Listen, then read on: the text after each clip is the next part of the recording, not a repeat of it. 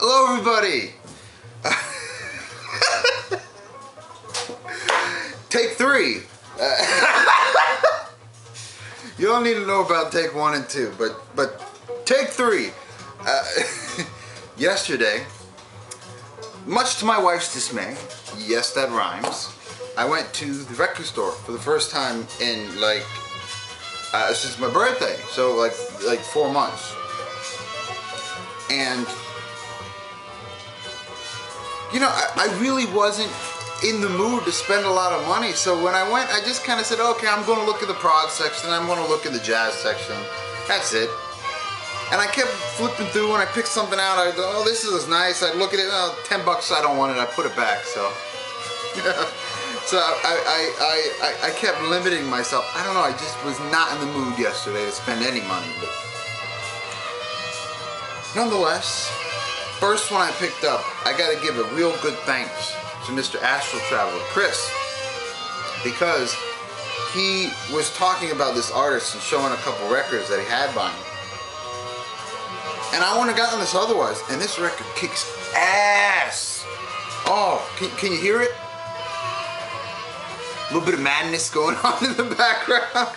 It's Bard Hersey and the Year of the Ear. Looking for that groove. This record is fantastic. It has, it sort of has like this, you know, the intensity of like a free jazz record, but with the spirit of you know, like a funk soul record. It is just absolutely wonderful. Miles Behind, the second song, has just the most, what's the word, sublime saxo, soprano saxo I have ever heard. It is just wonderful. This I mean, you could see somebody gouged out of that one. But I mean, this is one that's definitely going to be blaked badly. But speaking of Blakes, where is it? I know people have been talking about the Blake sleeves, but I just wanted to show a record I have that's beat. And just look how nice the Blake makes it look. I mean, look how nice that is. Look, just marvel at how beautiful. Just the plastic around it makes it look.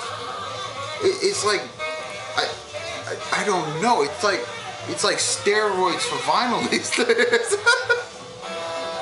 But I mean, there's a story behind this record. I found this record at Goodwill for 69 cents.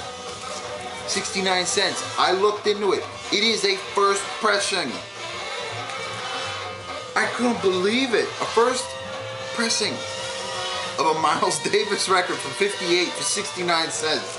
That is wonderful. But just, I mean, it's beat. You can tell it's beat. I mean, it's, you know, the edges are all worn down and cut up. I mean, you can see just the ring wear in there.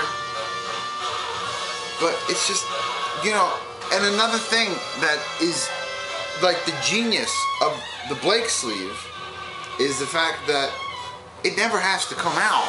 Literally. I mean, you put it in, right? You unseal it, and boom, there's the record. It never has to come out of this. So, you know, if you have a new record like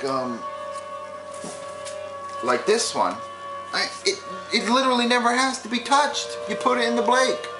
I mean, talk about a way of preserving your records. I mean, this is just wonderful. I figured I'd jump on the Blake bandwagon there, but just, it gives the illusion of it being a sealed record. That's so fucking cool. I love these things. But yeah, whatever. Let's jump into why I'm actually here. You know, I guess this could also be sort of a response to Dereck's second thread, because, I mean, these are technically my first buys for 2012, so let's keep going. This is a record Jeff Recordman told me I had to buy like months ago, and I finally got around to it. But Phil Manzanera, 801. I have yet to listen to this one though, so I can't really give my honest opinion, but it's Phil Manzanera, I know I like it. Oh, and it's actually a white label promo too.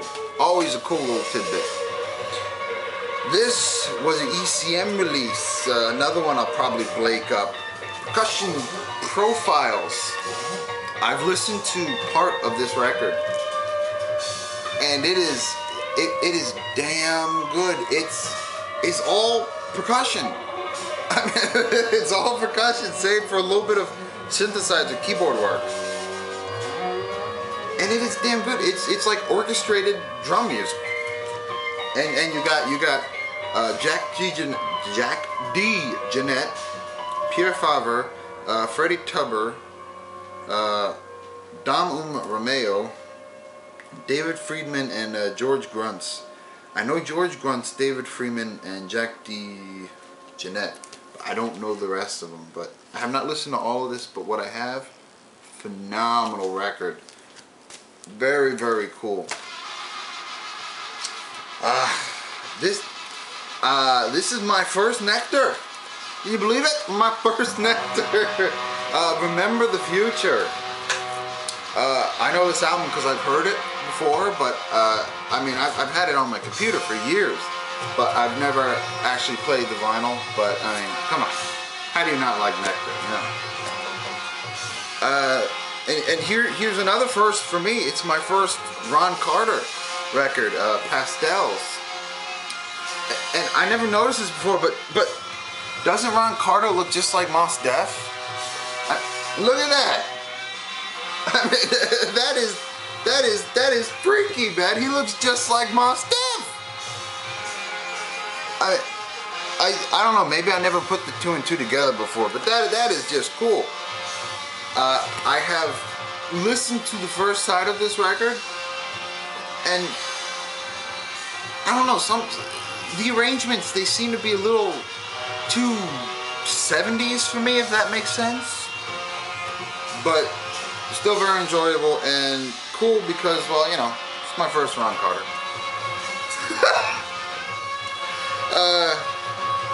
My wife found this. She wanted to get it for the baby boy, but, you know, Popeye. Nothing needs to be said there. Imagine My Surprise by Dreams. I heard of Dreams before somewhere. I couldn't remember where, so when I saw it, I kind of picked it up and I looked and I was like, oh, Billy Cobham does drums, so it must be good. I listened to a bit of the first side of this one. Very funky, very cool record. Quincy Jones, Walking in Space. Everybody has to have this record. I mean, it's that simple. You have to have it. I don't know why I didn't have it, but now I do. Of course, I've had it on my computer again for years, but I just never got around to actually buying it. But yeah, now I got it. What was I going to say about this? Oh yeah, it's not the nicest one, but I think it was like $3 or something, so you know, picked it up. John Clemmer picked up Touch. You know, when I was digging through and I found the John Clemmer, I was hoping I'd find more of like his early crazy jazz stuff, but fortunately, none to be found. Picked up some Hubert Laws. I picked up Say It With Silence. Haven't listened to this one yet. Nor this one. Then There Was Light, Volume 1. Picked these up just because, well, you know, I dig Hubert Laws, and then, you know, they were cheap. Like I said, I wasn't in the mood to spend money. Can you hear that in the background? God, I love that. Where was I? Oh yes. I picked up 3 Ramsey Lewis's. Again, just because, well, I dig Ramsey Lewis and they were cheap. So, I picked up Legacy, Love Notes, both still in the shrink, although this one's kind of... And then Tequila Mockingbird. I just like that name, Tequila Mockingbird. But my first Lenny White, another first for me. super cool. Always cool to pick up, you know, oh, this is my first record. Big City by Lenny White. Again, I haven't listened to this one yet. I'm sorry. I can't really give my honest opinion about it, but I mean, you know, it's Lenny White. How can it be bad? Oh, last. Save the best for last. This one was really cool for me to find. Another one that's going to be immediately blaked. It's it skipped my mind now. The Gary Burton Quartet with Eberhard Weber. Passengers. The music has died. Oh well, sorry, you gotta deal with just me talking. I'm good. But, matter of fact, I'm gonna blake this bad boy right now. This record, another ECM release. I was listening to it, and the first song, Sea Journey, is a Chick Corea song, and I was like, God damn, this is hot. And the whole record is basically the same thing. It is fantastic. You have, who is it?